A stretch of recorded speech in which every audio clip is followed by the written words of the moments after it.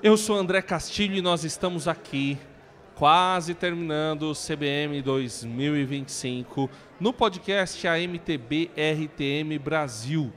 E nós precisamos fazer algo em grande estilo.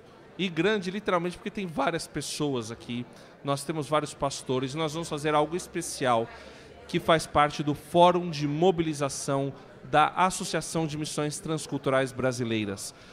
Esta associação ela reúne missões, pessoas, missionários, igrejas ou demais organizações que estão engajadas na missão, principalmente na missão que ultrapassa fronteiras, que vai para outras culturas. E há uma preocupação em relação ao papel de igrejas e pastores neste engajamento, nessa proposta. Por isso que esse fórum de mobilização existe. Eu vou pedir para que o Felipe Perrelli explique um pouquinho mais. Felipe, o que nós vamos fazer aqui? O que este programa especial faz parte? Do que ele faz parte? André, é uma alegria estar aqui com vocês mais uma vez, a Rádio Transmundial, fazendo a diferença na parte de podcast, conteúdos e rádio, enfim. A gente está aqui para passar para os nossos telespectadores que estão assistindo agora, gente, que vão assistir daqui a pouco, um outro dia, algo muito importante. Qual o desafio da mobilização missionária por parte do pastor dentro da sua igreja local? Nós estamos com 3 pastores aqui, vou deixar que depois que vocês se apresentem, você apresente eles, mas eu quero falar um pouco desse projeto. O Fórum de Mobilização Missionária, que é uma iniciativa dentro da área de mobilização da MTB, ele busca gerar conteúdo, reflexões sobre os desafios da mobilização no Brasil. Ano passado foi publicado um livro chamado Guia Mob, que é um livro único e raro na literatura, não só brasileira, mas mundial, porque analisou 5 desafios sobre a mobilização missionária no Brasil, a partir de uma perspectiva de vários mobilizadores em diferentes regiões do país. E isso se tornou, a partir do trabalho árduo que a Letícia Rossignoli, que é a nossa líder do fórum, fez, se tornou num livro, uma publicação que nós estamos agora na Letícia. Depois vocês vão conhecer mais a Letícia. Nós estamos projetando para tradução para todo o sul global, André. Olha isso. Então, é um material maravilhoso. E hoje nós estamos dando continuidade a essa reflexão, só que a partir da perspectiva, do ponto de vista do pastor. Um agente fundamental em qualquer ação, pensamento, planejamento de mobilização missionária em qualquer lugar do mundo. Nós queremos ouvir os pastores. Nós temos 3 aqui que vão nos ajudar a dar ressonâncias às respostas que nós tivemos na pesquisa que foi feita com pastores que já estão próximos da MTB. Então, eu quero agradecer a RTM mais uma vez, agradecer aos convidados que aceitaram estar aqui com a gente e para você que está nos assistindo, aproveite e suga tudo que você puder para fazer uma boa mobilização onde você está. Bom, então eu quero começar apresentando a Letícia. Letícia, por favor, se apresente, fale para o pessoal quem é você, o que a gente vai fazer aqui, o que você vai fazer aqui nessa noite. Olá, gente. É um prazer estar aqui com vocês. Meu nome é Letícia Rossignoli, sou coordenadora do Fórum de Mobilização e estamos aqui para tratar de um tema muito caro para o avanço da mobilização missionária, trazendo esses irmãos queridos, os pastores, para falar um pouco. E como o Perrelli acabou de falar, nós, na verdade, estamos aqui falando sobre desafios que foram retirados de um formulário com 35 respostas de líderes eclesiásticos, e a partir disso a gente vai ter um bate-papo muito bacana e também, posteriormente, a produção de conteúdo com base nesse podcast. Então vai ser demais. Vai ser muito bom e eu quero então apresentar os pastores que estão aqui junto conosco. Primeiro, o pastor José Alcione, ligado às igrejas do Betel Brasileiro, é o presidente da Convenção das Igrejas do Betel Brasileiro. Muito obrigado por estar aqui conosco. Eu que agradeço a oportunidade. Nós temos aqui também o querido pastor Samuel Silva, que é pastor da Igreja Batista do Povo em São Paulo, na Vila Mariana. Muito obrigado, pastor Samuel, por estar conosco também. Muito obrigado. Prazer imenso estar aqui com vocês nesse evento tão importante e falarmos de um tema de extrema importância para nós, para a igreja e para o movimento missionário brasileiro. E também quero agradecer ao nosso querido irmão pastor Marcos Grava, todos os pastores, claro, né? Pastor José Alcione, pastor Samuel Silva e pastor Marcos Grava da Conexão Primeira Batista em Santo André. Obrigado, André. Obrigado, Letícia. É um prazer estar com vocês e poder falar sobre mobilização missionária, que é o coração da obra missionária. Então, Letícia, vamos começar com as perguntas. Vamos começar. Então, a primeira pergunta é a seguinte: um dos grandes obstáculos que os líderes eclesiásticos apontaram no formulário tem a ver com a constatação de uma escassez de vocacionados para missões transculturais em suas igrejas. Vocês percebem a mesma situação em suas comunidades de fé? Se sim, quais seriam as razões para a falta de vocacionados nas igrejas locais? Então, eu vou começar aqui com o pastor, por favor, José Alcione, se puder responder essa pergunta para a gente. Muito bem. Essa pergunta ela precisa ser considerada olhando principalmente o caráter formativo e conscientizador da mobilização. Toda mobilização ela deve partir tendo um pano de fundo, que é exatamente as Sagradas Escrituras. Toda missão, na verdade, ela é um grande desafio. Primeiro porque a missão, ela nos provoca e nos leva a sair da nossa zona de conforto. Ela nos leva a um engajamento para fora do ambiente da igreja local, onde comumente nós servimos com os nossos dons, visando a mutualidade da edificação do corpo. Pensar a missão do outro lado da rua e do outro lado do mundo será sempre um desafio. Um desafio porque nos conecta àquilo que é novo, aquilo que é dinâmico, aquilo que muda constantemente e que é inesperado até certo ponto, ainda que previsível. Quando pensamos na missão transcultural, isso se reveste de um caráter ainda muito maior, no sentido de quê? De que a transculturalidade em si, ela vai requerer exatamente um preparo muito maior.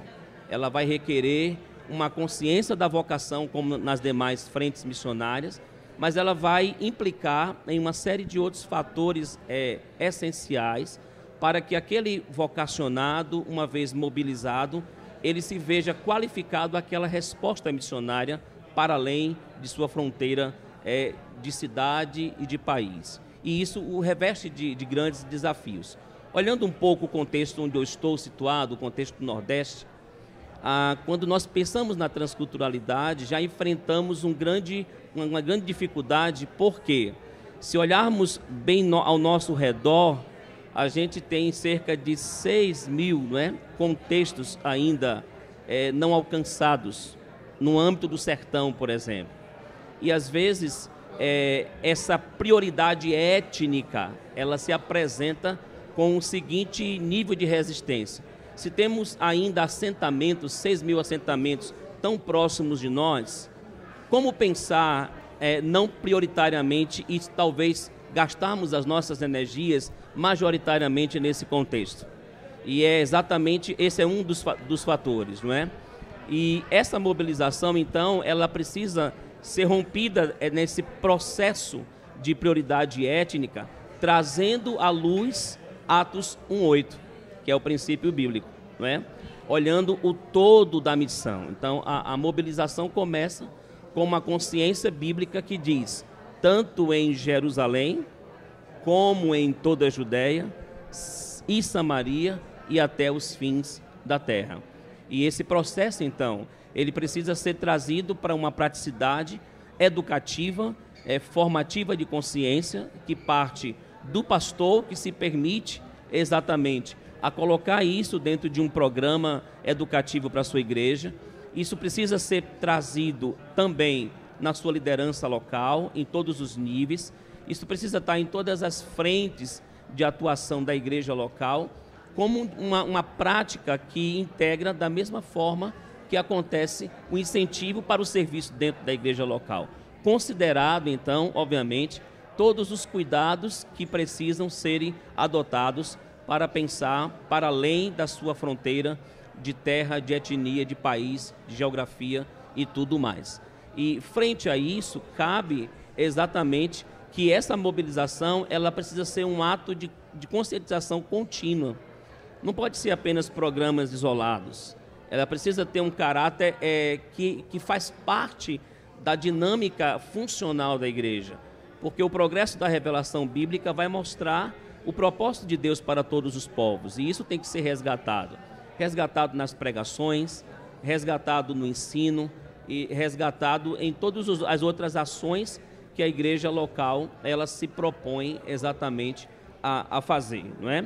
Então a gente vai olhar que essa mobilização, ela tem sim o seu obstáculo, a transculturalidade, mas a gente precisa também trazer para dentro da igreja local o que tem sido feito por aqueles que foram, como tem sido feito por aqueles que romperam esse abismo, a qualidade desse trabalho, a qualidade desse preparo, os desafios dessa realidade, mas também o êxito e o progresso dessa missão fora do contexto do Brasil. E a grande bênção de edificar um povo, uma etnia e uma realidade para fora da nossa realidade étnica. Eu trabalho com mobilização missionária há mais ou menos 23 anos e trabalho hoje na Igreja Batista de Vila Mariana, aqui em São Paulo, pelo menos 11 anos. E, ao contrário, nós temos visto muitas pessoas se decidirem, nós temos pelo menos 50 seminaristas estudando, não é? Nós temos 8 adolescentes que têm a convicção plena de que são vocacionados para servirem a Deus no contexto da missão. Então, esse é um fato, essa é uma realidade dentro do contexto da Igreja Batista do Povo, e glória a Deus por isso. Mas um dos fatores que eu me deparei logo quando cheguei no Brasil em 2014, assumir o Ministério de Missões em 2015, foi que eu percebi que a barra da missão ela era uma barra muito alta, a ponto de ser inalcançável para muitos membros da igreja. Então, uma das primeiras coisas que nós fizemos foi, por que não ampliarmos esse conceito de vocação, não somente a vocação ministerial? E nós tivemos a experiência agora, no início de abril, eu tenho falado sobre profissão e missão, e usar a sua profissão, os dons, talentos e habilidades, desde 2016, fiz um fórum em 2017, e tivemos o privilégio de mandar a primeira obstetriz formada pela USP, para um contexto de um país em que não concede visto religioso. Então, para nós, uma experiência legal. Então, nós hoje estamos olhando a vocação de maneira muito mais ampla no contexto transcultural. Um outro fator muito interessante é que desde 2008, pelo menos eu estava ainda na Inglaterra, o que a Europa enfrentou, o que os britânicos chamam de credit crunch, que foi uma crise econômica em toda a Europa, o dólar muito alto, isso afeta o envio para um campo transcultural. Quem trabalha enviando missionários para o campo transcultural, você treina, você forma, mas e aí o envio? E quem envia de maneira responsável vai pensar muito bem em enviar com todo o sustento, com todo o aparato, para que aquele missionário ele desenvolva, ele exerça a sua vocação no campo onde Deus o enviar. Então nós temos esses vocacionados. Agora, para solucionar isso, o que é que vamos fazer? Então nós vamos olhar outros formatos profissionais sendo alocados em diferentes contextos, onde um missionário de carreira, vamos dizer assim, ele não entraria. Então nós estamos pensando e falando sobre isso e observando os jovens, os adolescentes nesse sentido. Mas nós sentimos essa falta, nós sentimos esse gap na nossa igreja e imediatamente nós estamos buscando corrigir isso, porque não foi somente a falta de vocação para o campo transcultural, mas nós olhamos a nossa equipe pastoral e percebemos que nós tínhamos pouquíssimos pastores jovens. E nós temos que entender uma coisa, pessoal, que a transculturalidade, ela antes era muito distante de nós, mas hoje a transculturalidade, ela é parte da igreja local. Então nós temos que olhar aqui e também olhar o campo missionário, pensando que a nossa plataforma imediata de mobilização é a igreja local. Marcos Gravo. Bom, André e Letícia, eu acho que responder de maneira objetiva, nós não percebemos lá em Santo André, na Conexão Primeira Batista, uma diminuição da vocação. Ao contrário, nos últimos anos tenho percebido mais jovens se apresentando para o trabalho missionário e muitos deles com objetivo no Ministério Transcultural. Mas eu preciso concordar que existe uma diminuição desse aporte vocacional de maneira geral na juventude cristã brasileira. E há razões específicas para isso, nós podemos conversar numa outra pergunta. Bom, eu queria, já que vocês falaram da igreja local de vocês, que está maravilhoso, que está tudo certo, que está tudo bem, eu queria que o Samuel, que eu vou fazer uma provocação aqui, em cada momento um vai responder e aí todos podem responder. Eu queria que o Samuel falasse. Você já falou um pouco daquilo que você fez de certo, que você ampliou um pouco o olhar a respeito daquilo que é vocação, e nós ouvimos bastante sobre essa ampliação de olhar. Mas talvez em alguns contextos, essa ampliação de vocação tenha levado as pessoas a dizerem assim, se eu posso fazer missões aqui onde eu estou, eu não preciso sair de onde eu estou para fazer missões. Será que isso pode ter atrapalhado alguns contextos e, de uma maneira geral, atrapalhado, como o pastor Marcos Grava falou, a igreja brasileira no envio de vocacionados para ambientes transculturais, para fora do Brasil? Uma ampliação, de repente, equivocada do que significa fazer missão ou se engajar na missão? Sim. Olha, eu não diria no contexto transcultural de um envio para um contexto transcultural fora do Brasil, vamos dizer assim. Eu não diria que esse conceito missional ele afetou diretamente, mas eu diria que fatores internos, sim. Um dos pontos eclesiológicos primeiro, do ponto de vista pessoal, as pessoas querem viver a sua vida, elas querem consumir conteúdos, certo? Elas querem consumir conteúdos, elas não estão preocupadas, a sua maioria não estão preocupados com a missão ou em viver a sua vida cristã de maneira muito piedosa. Isso do ponto de vista individual. Do ponto de vista da igreja no geral, as igrejas elas têm se tornado cada vez mais ensimesmadas. Elas têm os seus próprios seminários, elas querem enviar por si só quando envia, elas estão preocupadas com os seus megatemplos, e nada contra os megatemplos, contanto que tenham os seus megatemplos, as suas megas estruturas, mas que não esqueçam de que o que recebemos do Evangelho, recebemos de pessoas em situação de fuga, que pagaram com suas vidas, e nós temos uma dívida para com as nações, nós temos uma dívida para com os povos, uma dívida de gratidão para com todos os povos. Então eu digo que eu não vejo, eu digo que seria o contrário.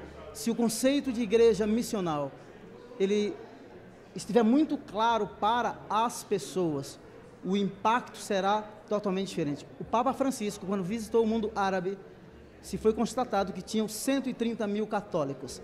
Vamos pensar que tem um mínimo de profissionais, crentes comprometidos com Deus, com o discipulado e com o reino dele. Você imagina 130 mil profissionais vivendo no mundo árabe missionalmente. O impacto seria totalmente desastroso. Desastroso. Eu acho que essa seria uma contribuição magnífica. É o que acontece na China. 1950, a data talvez eu esteja equivocado, 350 missionários foram expulsos da China. Todo mundo pensou, é o fim do Evangelho. A igreja se reinventou, ela foi para as casas. O The Times publicou uma matéria em 2014, já tinham 239 milhões de cristãos, 140 milhões de católicos. Ninguém pode deter o Evangelho. Vida missional, a igreja nas casas, discipulado, no mano a mano. Para mim, o efeito da vida missional, mesmo na igreja brasileira, ou no contexto de uma diáspora latina, o impacto seria totalmente diferente. Não negativo, muito positivo. Bom, você quer pontuar alguma coisa, Letícia? Ou não, podemos partir para a segunda pergunta? Não, podemos seguir, que nós temos ainda mais 2 perguntas e temos muito ainda que ouvir dos pastores aqui. A segunda pergunta é como a igreja local pode desenvolver uma cultura de investimento através de recursos financeiros voltada especificamente para a obra missionária. Agora, o tópico é levantamento de recursos. Você pode começar, pastor? Claro.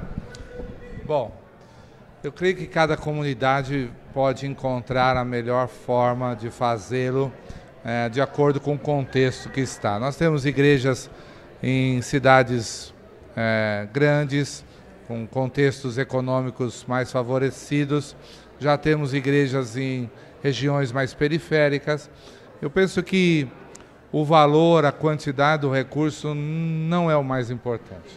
O mais importante é o compromisso da igreja, não é?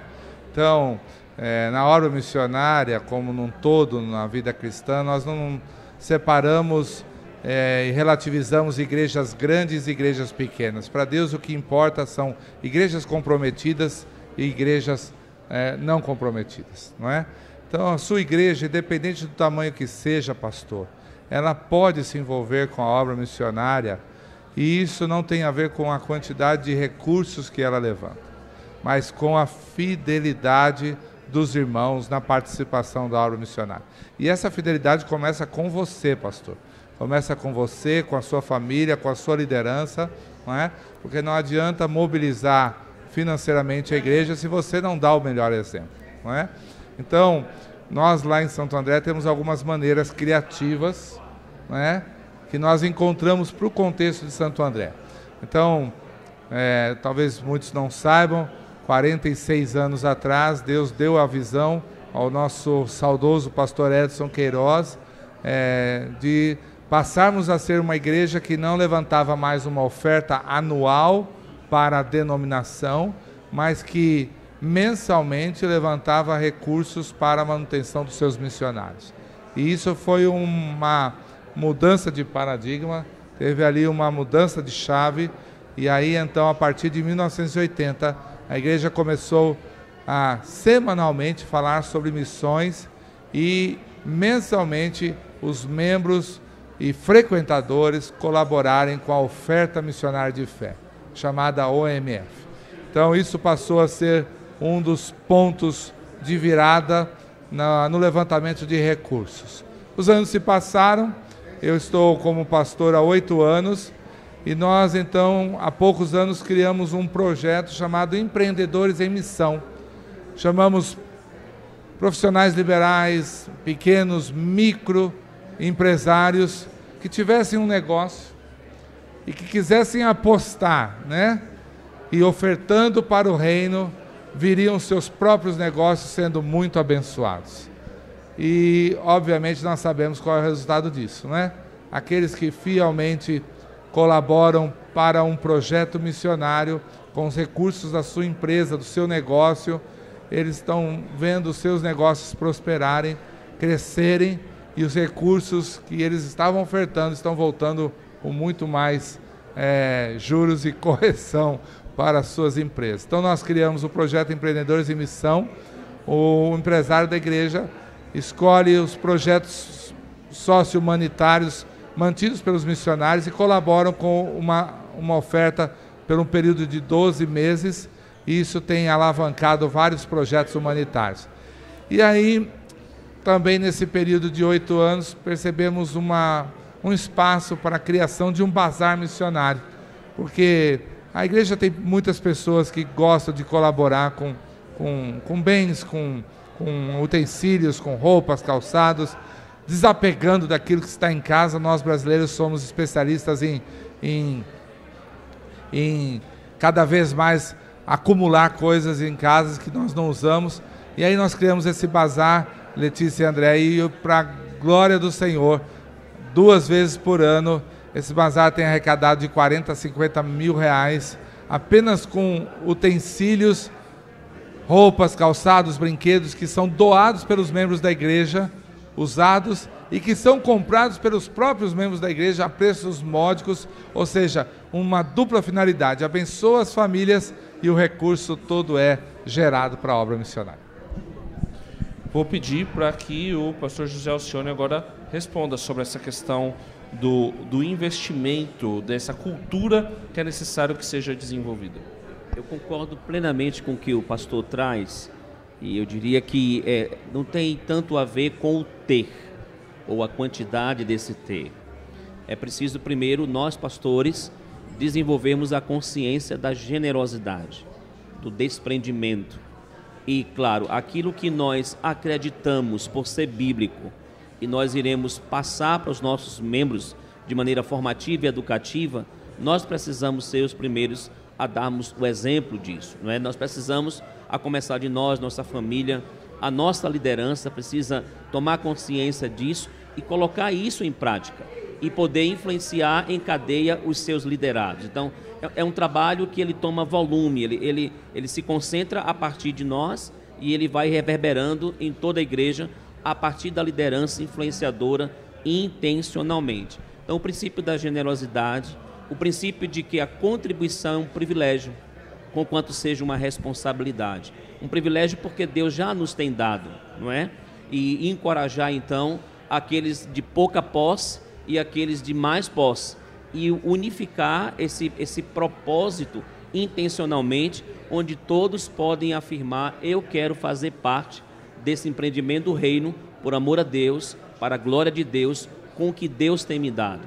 Também temos tido algumas ações, por exemplo, na igreja local, estabelecendo também atividades práticas com carnês missionários, não é?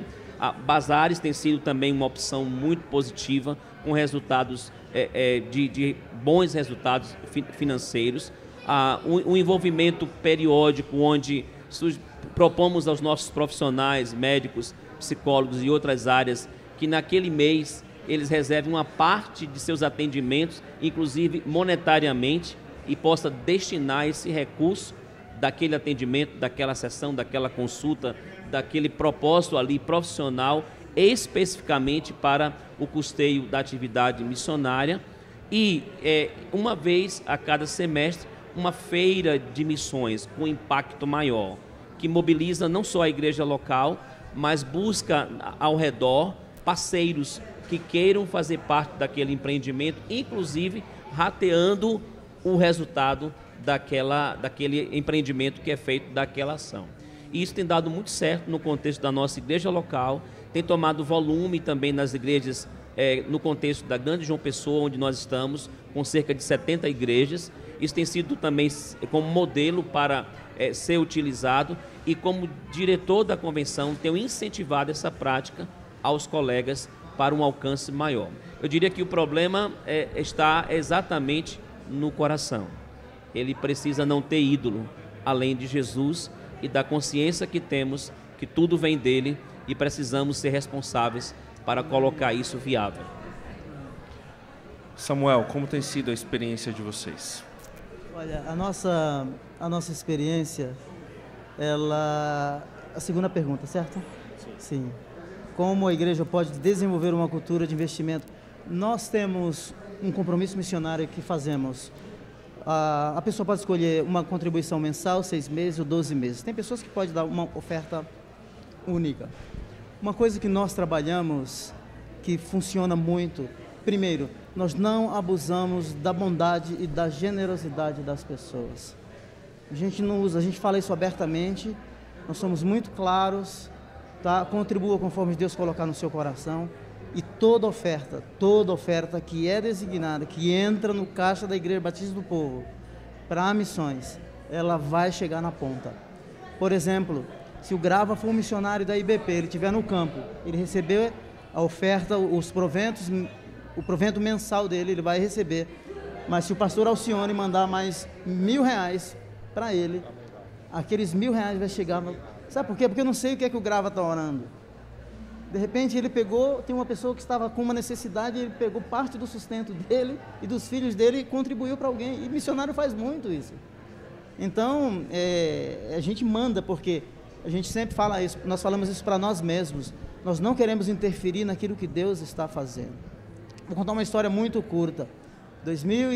Final de 2015, fui fazer uma pesquisa no sertão nordestino. Escolhemos 5 cidades para plantar uma igreja. Eu queria coletar alguns dados.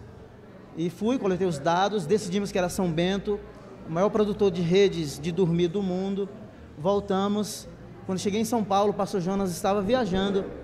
Eu falei assim, não posso dizer para a igreja que eu vou plantar a igreja porque o chefe não está aqui. Mas eu falei assim, irmãos, vamos orar. Eu voltei de uma viagem, fiz uma pesquisa e etc. Então tem os dados, tem a cidade e está tudo pronto. Então vamos esperar o pastor Jonas chegar e a gente decide. Eu desci do púlpito, um irmão me procurou e falou assim, vocês vão plantar igrejas no sertão? Eu falei assim, estamos sonhando, estamos pensando. Ele falou assim, então eu vou contribuir para o plantio dessa primeira igreja. O cara deu um cheque de 100 mil reais. Eu saí da igreja, na hora, eu falei, PJ, a pesquisa está pronta, e nós temos 100 mil reais, nós vamos plantar a igreja. Então nasceu a primeira igreja. Então, pastor, você que vai ouvir, está nos ouvindo aqui, eu falei aqui uma oferta de 100 mil, mas você pode adotar um missionário, que está num campo, alguém que está prestes a ir para um povo não engajado, que não se tem notícia de um único crente presente. Você pode adotar, fazer parcerias com as agências missionárias, mobilizar os seus vocacionados. Por quê? Porque ainda existe muito a ser feito. E certamente Deus olhará a generosidade do seu coração, seus recursos serão bem-vindos, mas acima de tudo, sabe, a sua oração e a sua participação ativa na expansão do reino de Deus e na edificação da igreja do Senhor na face da terra. André, me permite uma parte? Eu quero ratificar essa palavra do pastor Samuel, porque oferta designada é oferta designada.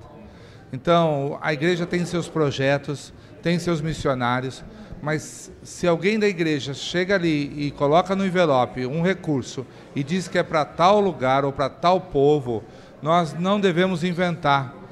Aquilo que está no coração da pessoa precisa ser respeitado.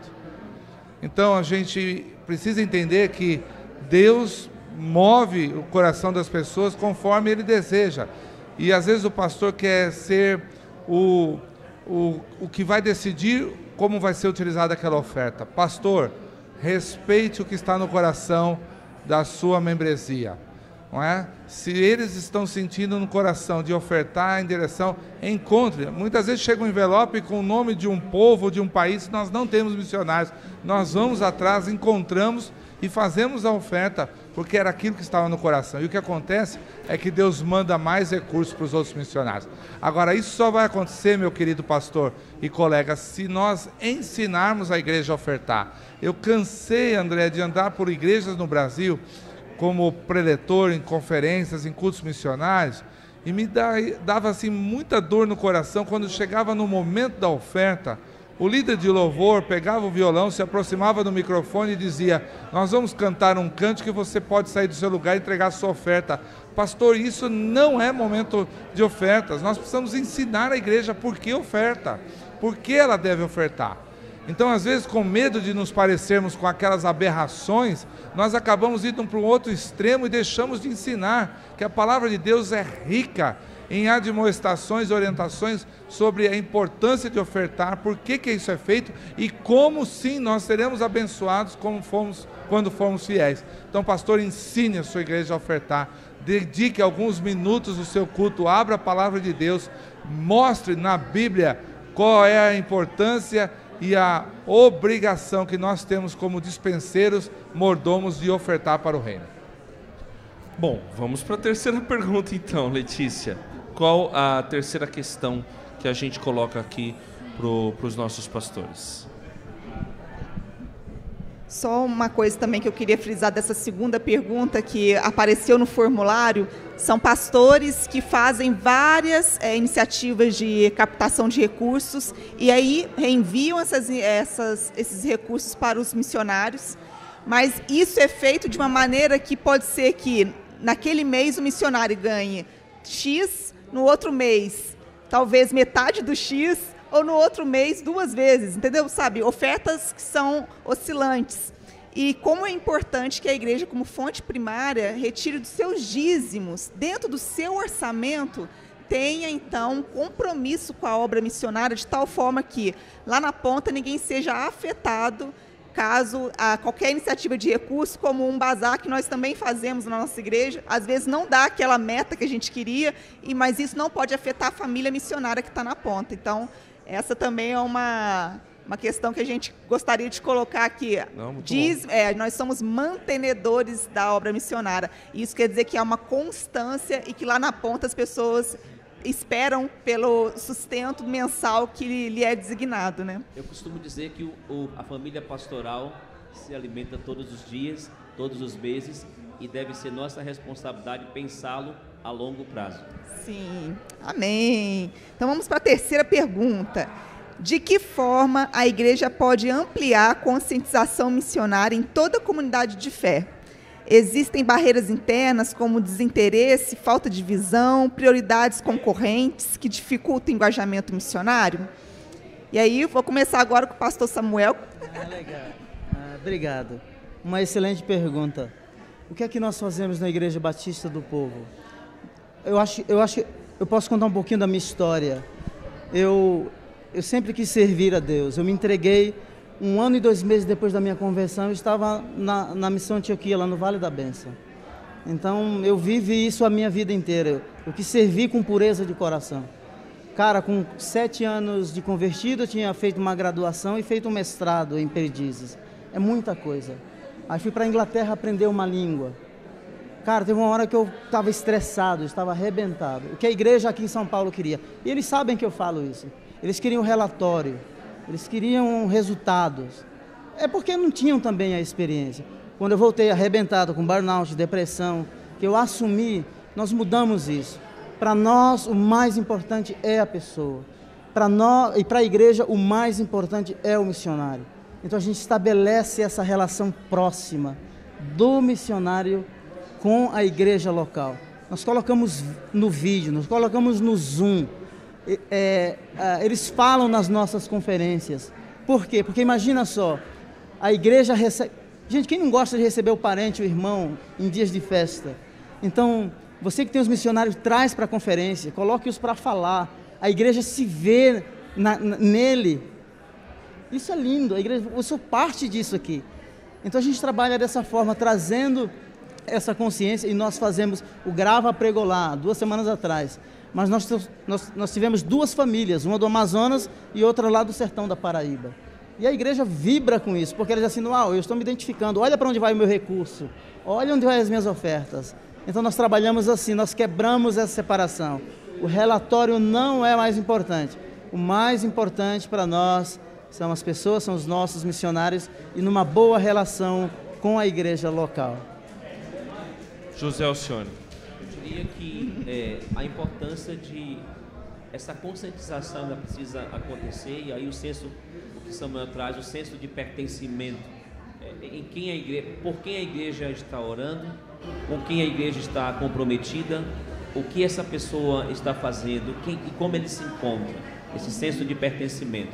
Eu vou dar um exemplo dessa questão de trazer a realidade missionária em todos os momentos formativos, educativos de instrução da igreja. Esse ano tivemos a oportunidade de fazer a nossa EBF com a biografia do Ronaldo Lidório. Eu pedi permissão a ele e nós estudamos a sua história, né, de vida e missão no contexto da EBF. E foi interessante que antes eu fiz uma preparação de toda a nossa liderança da igreja sobre essa história da pessoa do Ronaldo Lidório. E ali nós ensinamos a criança, a partir da experiência dele, sobre a trilha missionária. A igreja mobilizando, a igreja capacitando em parceria com os centros formativos, a igreja enviando e a igreja cuidando, não é?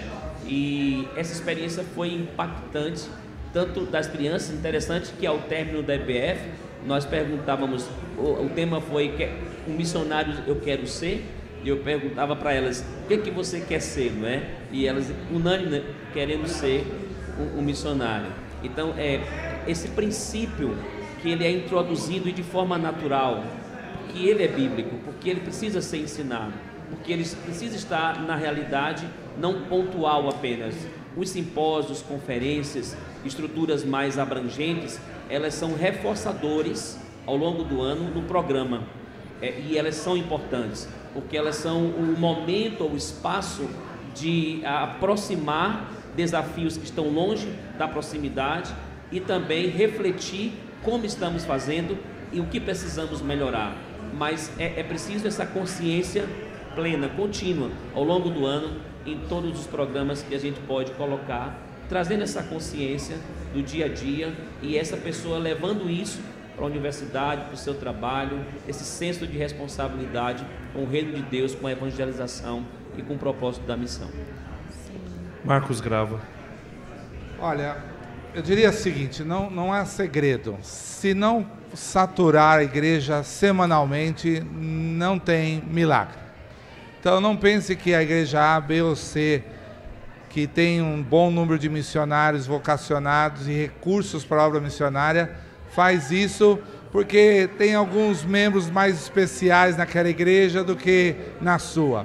O que acontece é que semanalmente eles estão sendo saturados.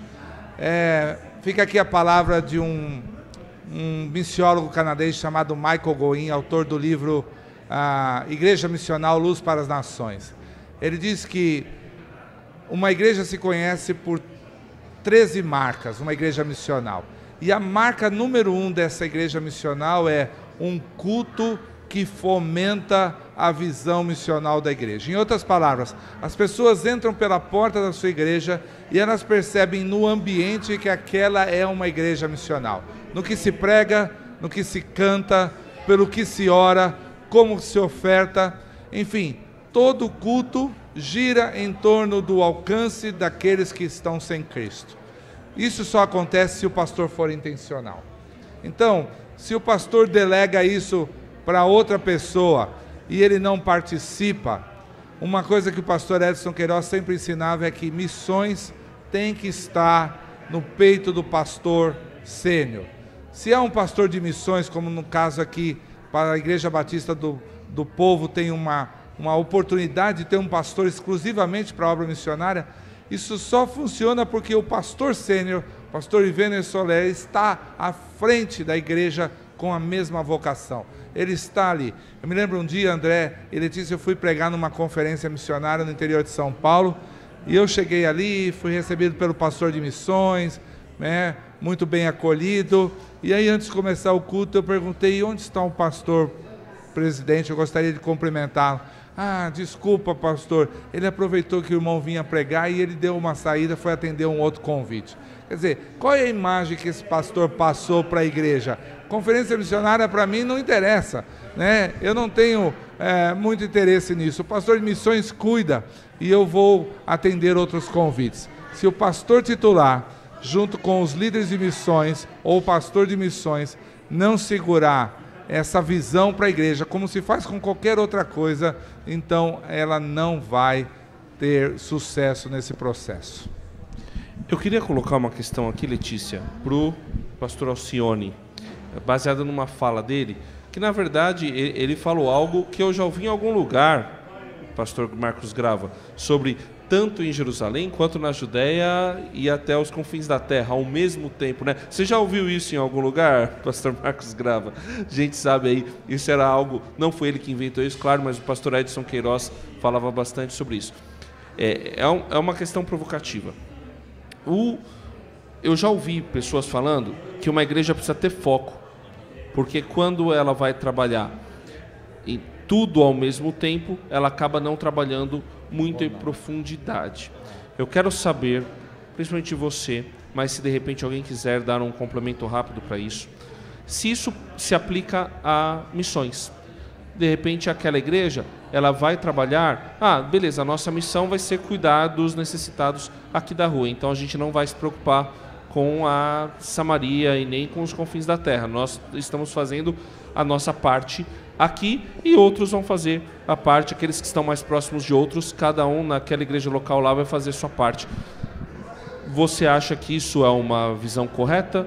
Que deveria realmente não? Se eu quero me aprofundar nesse trabalho, eu devo fazer ele direito e posso deixar que o Espírito Santo delegue isso para outras comunidades? Muito bem, a ideia do tanto como, né? A consciência do aqui, do estar aqui, e estar aqui pensando a missão aqui a partir dos dons, a partir daquilo que servimos, a nossa vocação, a profissão, mas sem perder a consciência do que eu preciso também estar engajado. Obviamente que esse engajamento, ele tem proporcionalidades, né? Há aqueles que de uma maneira muito mais rápida ou responderão naturalmente, estão servindo aqui, mas vai acontecer ali o que acontece em Atos 13. Eles serão desafiados a uma outra esfera de atuação. Mas eles estavam servindo, eles estavam ali servindo a Deus, celebrando a Deus, colocando seus dons em ação, e algo o desperta a uma responsabilidade ou outra. Então, o foco ele deve ser aqui, o ensino aqui, e o foco deve ser a amplitude desse olhar. E claro, o Espírito Santo, soberano, persuasivo, é quem aplicará essa realidade ao contexto da igreja local nos seus desdobramentos. Uma vez identificado a paixão, a vocação, o estímulo, a vontade, e isso é concomitante, essa pessoa precisa ter um treinamento diferente, um olhar diferente, ele precisa ser visto e encorajado e envolvido em um cuidado específico para que ele leve adiante aquilo que ele percebeu estando ali, convivendo ali, servindo ali e produzindo ali. O problema é quando nós não trazemos essa reflexão ampla como ela não é? É como nos preocupamos apenas em focar em um único aspecto, para um aprimoramento, para uma especificidade, para um qualificativo. Na natureza da igreja isso não funciona. A natureza da igreja é dinâmica e ela está totalmente imersa na revelação bíblica, e o Espírito Santo ele vai agindo como o pastor coloca. Se a gente fala isso semanalmente, se a gente programa isso, se a gente encoraja isso, se a gente ensina isso, se a gente ora por isso, vai acontecer. Haverá despertamento, nós perceberemos isso, claro, com responsabilidade, com compromisso. Não pode ser feito de qualquer forma. Alguém quer Eu gostaria de trazer uma contribuição. Jesus, na sua missão, ele priorizou o povo judeu. Mas quando a gente lê o livro de Atos, nós vemos o contrário. Jesus desconstrói esse etnocentrismo. Essa é a palavra que nós usamos na missiologia. O contrário, os discípulos querem ficar em Jerusalém. Em Atos 8 vem uma grande perseguição. Quando você lê Atos capítulo 2, no derramamento do Espírito, eu falei hoje numa oficina sobre as gateway cities, né? Hoje fala-se de transnacionalismo. Nós temos 27 nações no Brasil onde se é proibido pregar o Evangelho. Então Deus desconstruiu isso no livro de Atos. Vem uma grande perseguição. Quem que vai para o mundo multicultural ou culturalmente diverso? São os diáconos que são helenizados, que são escolhidos. Não é? Havia uma inadequação pastoral. Os discípulos se sentiram inadequados. Nós não vamos deixar o ministério da oração e da palavra e servir à mesa. Então escolham a resposta para as nossas inadequações pastorais, está na igreja, o corpo da igreja, certo? Atos capítulo 8 vem a perseguição. Quem que é disperso pelo mundo? São esses diáconos. Quando você lê Atos capítulo 10, mais uma vez, Cornélio está lá, um gentil. John Stott o chama de o prosélito do portão. Prosélito do portão. Então o que é que acontece? Pedro tem a visão, vai até a casa do Cornélio, o Espírito Santo é derramado sobre ele. Quando Pedro vai dar o relatório, ele chega todo cheio de dedos, todo cheio de reservas em Atos capítulo 11. Eu não fiz nada. Cornélio armou uma arapuca para mim lá, quando eu abri a boca, o Espírito Santo veio sobre todos. Ou seja, Deus está desconstruindo o etnocentrismo. Então, imagina só, cara, o potencial que a igreja é um corpo diverso, não é? Atender essa diversidade cultural que existe. Em Atos capítulo 2, você tem também as gerações presentes. Hoje a gente tem dificuldade de se comunicar com a geração Y, geração Z, então as culturas não estão mais distantes, André.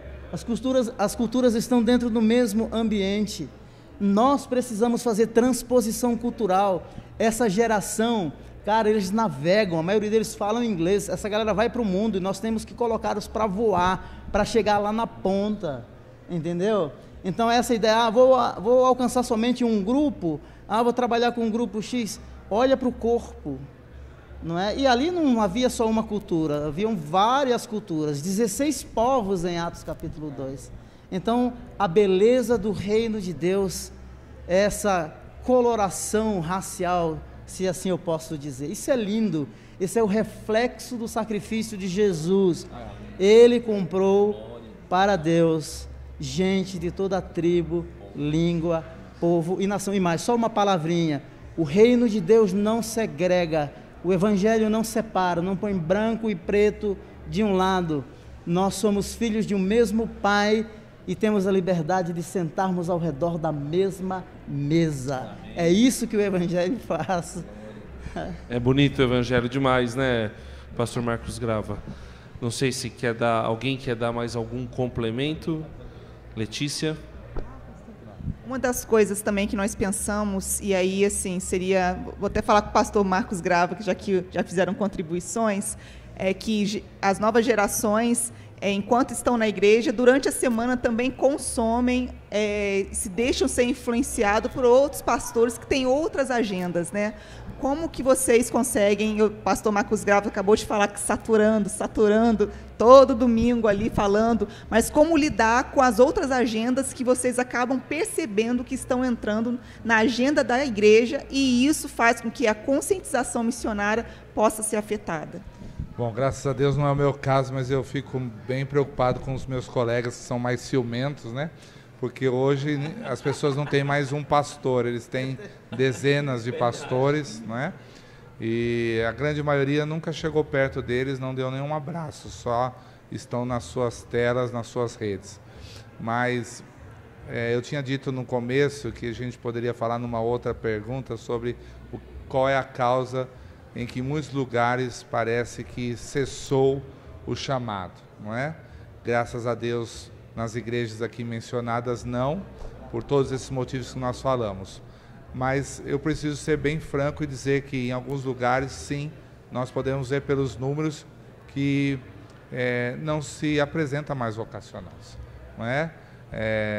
Um caso bem conhecido, concreto sobre isso, histórico e gigantesco, é a igreja cristã europeia, né? Uma igreja que parou de vocacionar pessoas e alguém disse que uma igreja que deixa de ser evangelística, mais cedo ou mais tarde, deixará de ser evangélica, não é? A igreja da Europa é um retrato disso, é um bom, ou diria um mau exemplo sobre exatamente isso. Uma igreja que deixa de se preocupar com o alcance de pessoas, mais cedo ou mais tarde ela deixará de existir. E nós não podemos cometer o mesmo erro. A igreja brasileira, pungente, hoje a segunda maior força missionária do mundo, não pode cair no mesmo erro que muitas outras nações. Estamos aqui com irmãos coreanos que trazem essa realidade. A nova geração, a geração de sul-coreanos jovens, não herdaram a paixão e a vocação missionária que fez desse pequeno país da Ásia a grande força missionária do início do século XX. Hoje eles já choram por não ter uma geração que vai suceder a essa geração tão abençoada que houve. Por isso eu repito, se nós pararmos de falar sobre missões, as pessoas pararão de se vocacionar. Mesmo que o seu membro, a sua ovelha, pastor, tenha outros muitos pastores que ele ouça de segunda a sábado, se você continuar pregando a palavra de Deus, que chama as pessoas para a obra missionária, ele ainda terá uma voz a que ouvir. Por isso nós não podemos parar de pregar, não podemos parar de chamar aqueles que estão em nossas igrejas. Eles vão ouvir a voz do Senhor, mesmo em meio a muitas outras vozes, eles vão se vocacionar. Letícia, que conteúdo precioso que a gente tem aqui, né? Sim, maravilhoso. Então, e eu gostaria de agradecer aos pastores, gostaria de agradecer a Letícia essa oportunidade que a gente teve e dar a oportunidade para vocês darem a palavra final para a igreja brasileira a respeito deste assunto. começando pelo pastor José Alcione. Quero agradecer a oportunidade e poder dizer para você, pastor, que nós estamos no mesmo caminho. Como ouvirão, se não há quem pregue, como pregarão, se não for enviado, conformados são os pés daquele que anunciam as coisas boas. Deus nos confiou uma oportunidade singular de sermos influenciadores por meio da santa palavra. Que não venhamos colocar essa responsabilidade, terceirizar essa responsabilidade. Cabe a mim como pastor, cabe a você como pastor, sejamos encorajados do Senhor a continuar vivendo esse evangelho, proclamando esse evangelho e trazendo a missão que é a missão bíblica, o Espírito Santo conduzindo a sua palavra ao desafio missionário em nossos tempos. Ele é maior, como temos visto aqui nesse CBM. Ele é o Rei dos Reis, Ele é o Senhor das nações. Nós cremos nisso e precisamos continuar pregando isso. Que Deus abençoe sua vida, como tem abençoado também o nosso ministério e a nossa vida. Pastor Samuel. Bom, primeiro a minha gratidão a vocês, Rádio Transmundial, a MTB, que não somente proporcionou esse tempo aqui tão precioso, não é? Todo esse conteúdo, toda essa experiência, mas também o CBM, com as pessoas que pregaram, as oficinas, um conteúdo tremendo. Você, pastor, você vocacionado, que vai ouvir esse podcast, esse bate-papo, de repente vai ter acesso às plenárias, envolva a sua igreja, envolva-se em missões, faça uma viagem, visite um campo missionário, participe de uma conferência, adote um missionário, adote um povo, adote uma nação. Bom, eu escrevi 2 livros que estão aqui, sobre islamismo, O Último Profeta, Jesus ou Maomé, Jesus entre a Bíblia e o Alcorão. Eu tenho aqui um outro que é a Bíblia aos olhos do Islã, uma resposta ao conceito equivocado que os muçulmanos têm sobre a Bíblia. E se você quiser ter acesso aos meus conteúdos, é só ir lá no meu Instagram, @prsamuelsilva_. E muito obrigado, que Deus continue nos abençoando e sempre engajados na missão dele. Bom, primeiro aos meus colegas pastores aqui na mesa, eu quero agradecer por nos fazer lá em Santo André, não uma única igreja que está fazendo o trabalho missionário como entendemos que deva ser feito, mas uma entre muitas igrejas que estão obedecendo esse chamado do Senhor. Quero agradecer à RTM, aqui representada pelo seu diretor André Castilho, por ser mais do que uma rádio, ser uma agência missionária que nos dá o privilégio de falar desse assunto, sabendo que há tanta gente nos ouvindo que ama aquilo que nós amamos e quer também obedecer esse chamado do Senhor. A MTB, representada por esta linda jovem Letícia, eu quero agradecer, porque era uma organização de agências missionárias, mas há poucos anos teve a coragem de se tornar também uma organização de igrejas enviadoras. Então, pastor, envolva-se com a MTB. A sua igreja que ama missões pode fazer parte desse gigantesco movimento missionário. Eu ouvi pessoalmente na Coreia do Sul, no ano passado, no Congresso Lausanne, completando 50 anos dessa visão abençoada, que a igreja brasileira é reconhecida mundialmente como a 2ª força missionária do mundo. E você pode fazer parte disso. E a nossa MTB é grande responsável por esse crescimento. A Deus, o nosso Criador e sustentador, aquele que está em missão desde que o primeiro átomo do universo foi criado, ao seu Filho Jesus Cristo, um Deus missionário que veio a essa terra com a missão do seu Pai, e ao Espírito Santo que continua entre nós, fazendo acontecer. Nosso muito obrigado e que Deus abençoe todos vocês. Uau, muito bom. Letícia, obrigado também, por favor, deixe suas palavras finais. Estou muito feliz com essa roda e foi muito bom o pastor Marcos Graf sinalizar isso. Eu represento a minha igreja, que é a Igreja Presbiteriana Betânia em Niterói, como filiada da MTB, esse novo momento da MTB com uma abertura para as igrejas, não porque antes não havia, mas porque agora nós nos sentimos à vontade de estar aqui nesse ambiente colaborativo do movimento missionário brasileiro que a MTB representa.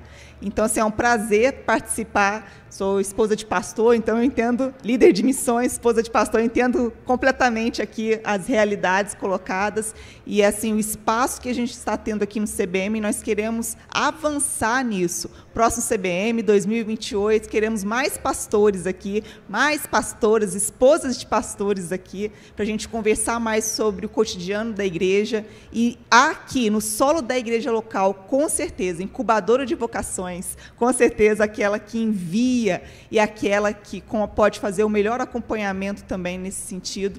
Nós vamos ver aí o Senhor avançando com a obra missionária, se Deus quiser.